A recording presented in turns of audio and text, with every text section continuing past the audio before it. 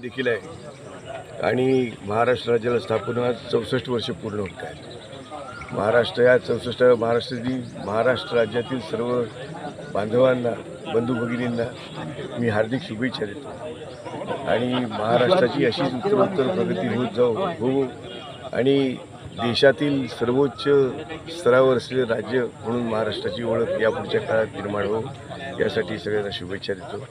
त्याचप्रमाणे जागतिक कामगार दिनानिमित्त सर्व जगातील कामगार बांधवांना देखील मी शुभेच्छा देतो की त्यांचं जीवन समृद्ध, सुखी आणि शांततामय असावं यासाठी आम्ही प्रार्थना करतो आणि त्यांना शुभेच्छा देतो। साहेब, कामगारांसाठी आपण काय उपाययोजना करणार आहेत?